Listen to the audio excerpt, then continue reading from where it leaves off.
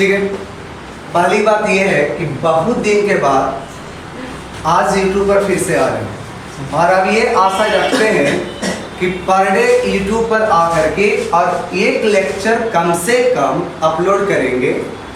तो एक दिन सोच रहे हैं कि एक दिन 9th का क्लास कर देंगे क्लास और एक दिन होगा 10th का, ठीक है। और ज़्यादा नहीं, मतलब आधे घंटे का अप्रॉक्स रहेगा, जिसमें आज हम जो लाने वाले हैं वो फोर्स का, ठीक है, लॉ ऑफ मोशन और फोर्स से रिलेटेड क्वेश्चंस होंगे, ठीक है। और उस क्वेश्चन को इसमें देखेंगे जो कि हम ये सोच करके पढ़ रहे हैं कि आप लोग पहले थ्योरी पढ़े और साथ ही साथ अगर कुछ भी थ्योरी आने वाला है तो क्वेश्चन सॉल्व करने के दौरान हम उस थ्योरी को भी डील करते चलेंगे, ठीक है।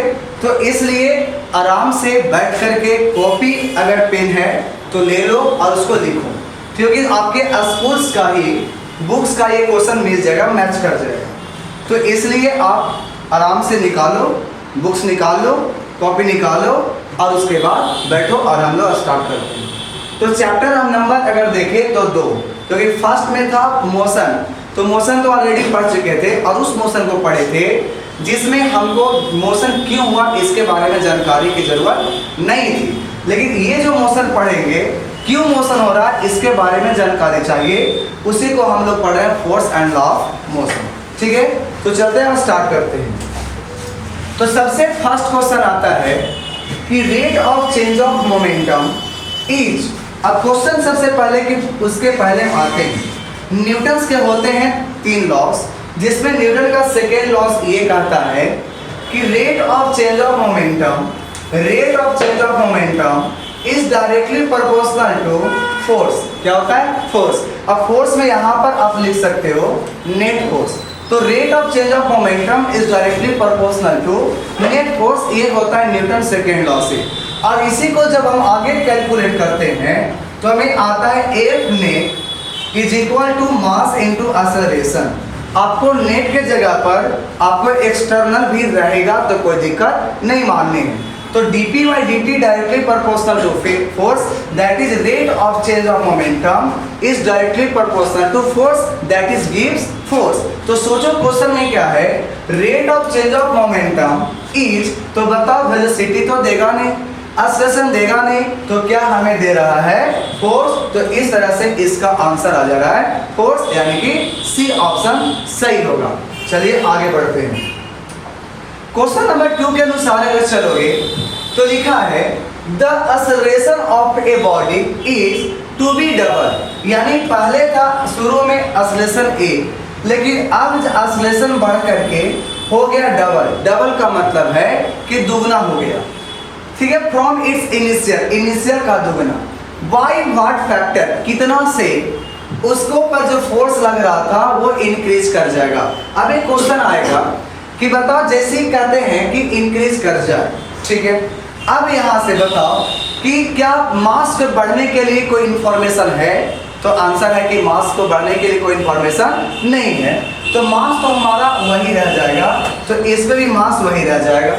पहले का अगर हम फोर्स को फोर्स माने और इसको बोल देंगे मास इनटू एक्सेलरेशन, तो अब जो नया वाला होगा तो नया वाले के लिए नया फोर्स दे दो और नया फोर्स को एफ' मान लेते हैं, और ये जो मिलेगा वो मास तो होगा लेकिन एक्सेलरेशन उसके पास 2a, और सजा के लिख दोगे तो आ जाएगा 2a में। अब बताओ f' बराबर 2 रहने दो, क्या ma के जगह पर f लाया जा सकता है? तो ये ma के जगह पर क्या रख दो? a। तो अब बताओ जो न्यू फोर्स आया है वो पुराने वाले फोर्स का कितना गुना हो गया? 2 गुना। तो इसका आंसर क्या आ जाएगा? 2। बात समझ में आया? फिर से एक बार देख लो, कहा कि इनिशियल में मान लेते हैं कि एक्सेलरेशन a है, मास a है, तो जब फाइनल में देखेंगे कि इनिशियल का दोगुना एक्सेलरेशन हो जा रहा है, मास में कोई चेंजिंग नहीं होगी, तो फोर्स हो जाएगा m इंटू एक्सेलरेशन और एक्सेलरेशन होगा 2a। अब 2 को अगर बाहर निकाल देंगे तो मास इंटू एक्सेलरेशन, और ma के जगह पर हम क्या पुट कर देंगे? a, तो हो जाएगा f' बराबर 2a, ठीक है। जैसे ही हो गया तो देखिए कि f' जो आया सो पुराने वाले फोर्स का दुगुना है, और दुगुना होगा तो हम इसे 2 से मल्टीप्लाई कर सकते हैं, तो आइस आंसर 2 आ जाएगा, ठीक है। चलिए क्वेश्चन नंबर 3 पे चलते हैं। क्वेश्चन नंबर 3 समझो क्या कहता है। कहता है व्हाट ऑप्शंस आर ट्रू, कौन सा ऑप्शन इसमें से सही है अबाउट मोमेंटम, मोमेंटम के बारे में। तो सबसे पहले समझते हैं कि मोमेंटम जो होता है बाबू मास इनटू वेलोसिटी, सबसे पहले ये होता है। अब जब होता है तो velocity is a vector quantity, so momentum is also vector quantity. ठीक है, जब मोमेंटम भी वेक्टर होगा तो ऑप्शन यहीं से ए और सी पर जैसा देखो, मोमेंटम कह रहा है कि वेक्टर क्वांटिटी होगा तो बिल्कुल होगा, तो क्या स्केलर होगा तो नहीं होगा, ये तो हो गई। अब सोचो कि मास इनटू वेलोसिटी है तो मास का ऐसा यूनिट किलोग्राम और वेलोसिटी का होता है मीटर पर सेकेंड, तो आ जाएगा किलोग्राम मीटर पर सेकेंड, यानी ऑप्शन हमारा बी भी सही है। अब थोड़ी सी बात और आते हैं प्रीवियस वाले पे। प्रीवियस में हम आते हैं इस पर। अब एक बात बताओ कि ये एक्सटर्नल फोर्स के बराबर होता था चेंजिंग मोमेंटम रेट का। अब सोच लो हम ऐसे कहते कि बाबू ये जीरो हो जाए, इनमें एक्सटर्नल क्या हो जाए जीरो। जब ये जीरो होगा तब कह सकते हैं कि डेल्टा पी बाई टी क्या हो जाएगा जीरो। अगर क्रॉस मल्टीप्लाई किया जाए तो हमें आ जाएगा कि delta P equal to zero, that is final momentum minus initial momentum, और ये किसके बराबर जीरो बराबर। और जब जीरो बराबर होगा तो फाइनल मोमेंटम ये माइनस था तो बन जाएगा प्लस। अब बात समझो यहाँ पर, जितना मोमेंटम पहले था उतना ही मोमेंटम अभी है कि नहीं, यानी इनिशियल मोमेंटम और फाइनल मोमेंटम अगर सेम हो जाए तो इसी को तो बोलते हैं कि मोमेंटम कांस्टेंट हो गया। चेक करते रहना, देखते रहना, तो वीडियो ऑफ हो सकती है, रिकॉर्डेड है।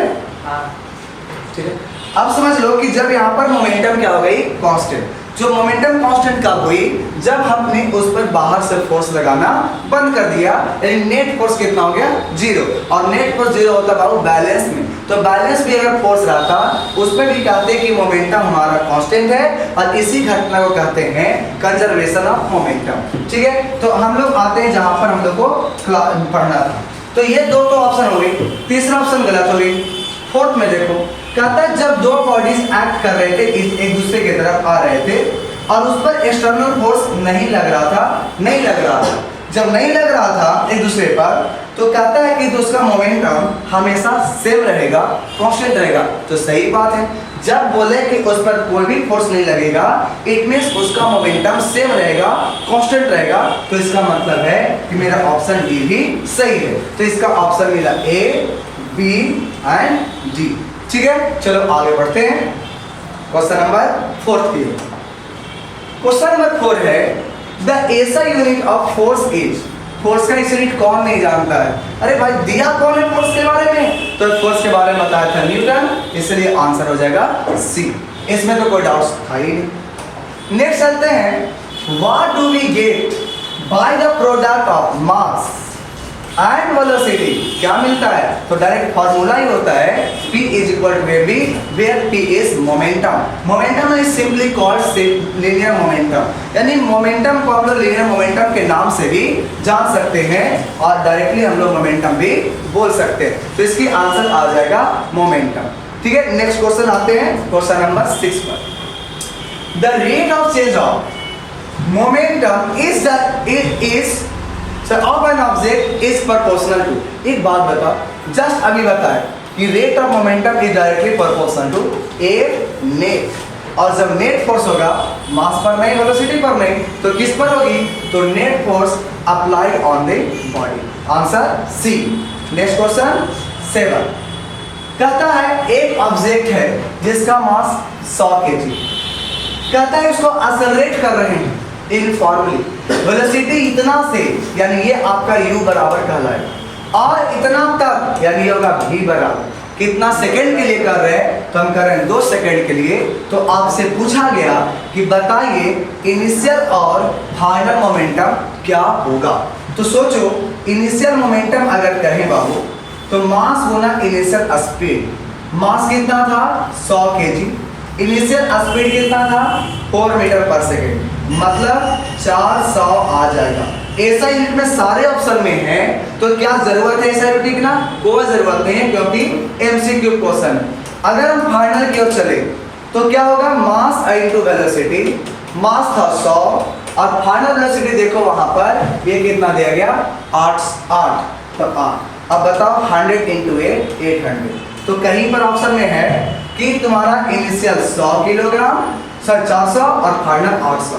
तो ऑप्शन नंबर ए सही है।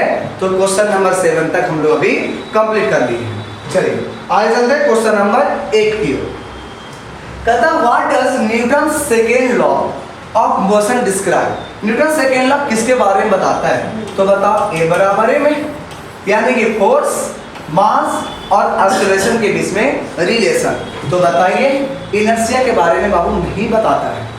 एक्टिंग कॉजिंग अ रिएक्शन, ये बाबू क्या है एक्शन? तो एक्शन की रिएक्शन तो होता है थर्ड लॉ, तो सेकेंड लॉ तो होगी नहीं। फिर आ जाओ आउटसाइड फोर्स स्टॉपिंग और चेंजिंग एंड ऑब्जेक्ट्स स्पीड और डायरेक्शन। सिर्फ इसी के लिए क्या बताता है? नहीं, डायरेक्शन तो चेंज करने के लिए इनर्शिया बताता है, स्टॉप करने के लिए इनर्शिया का हो जाएगा। लेकिन क्या देंगे कि रिलेशन के लिए, तो रिलेशन बताता है किसके बीच में? फोर्स के बीच में, मास के बीच में और एक्सेलरेशन के बीच में। इसलिए ऑप्शन मेरा कितना सही हो जाएगा? सी नंबर सही होगा। ठीक है, क्वेश्चन नंबर आगे बढ़ते हैं 9।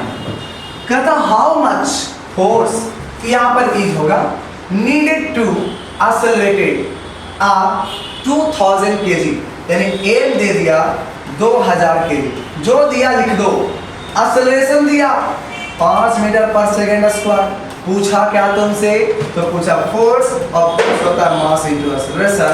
मास 2000 और एक्सेलरेशन 5, तो हो जाएगा 10,000 न्यूटन। तो इसका आंसर कितना हो जाएगा? 10,000 न्यूटन। कोई दिक्कत? ये था क्वेश्चन नंबर 9। अब आते हैं क्वेश्चन नंबर 10 की। कहता है which of these is the same as the Newton. Newton के जैसा सेम कौन सा होगा? तो बात समझना कि अगर हम लोग ए बराबर ए में लेते हैं, एम के लिए ऐसा यूनिट किलोग्राम और एक्सेलरेशन का होता है मीटर बटा सेकेंड स्क्वायर। देखो तो, और इसी को हम लोग बोल देते हैं न्यूटन। कहीं ऐसा है तो किलोग्राम मीटर बटा सेकेंड स्क्वायर, जो ऑप्शन ए, जो ऑप्शन ए में ये था हमारा MCQ का क्वेश्चन नंबर 10। देखो तो कितना मिनट हो गया इसमें? 20 मिनट।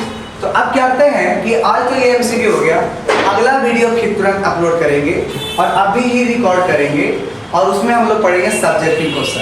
तो आज जो अभी हमने देखा से टोटल हम लोग देखे अभी 10, ठीक है, टोटल 10 MCQ देखे और अभी हम लोग पढ़ेंगे 11 नंबर क्वेश्चन से, यानी क्वेश्चन नंबर 1। ठीक है, तब तक के लिए क्या करना, इसको फिर से वीडियो को देखना और अगर समझ में ना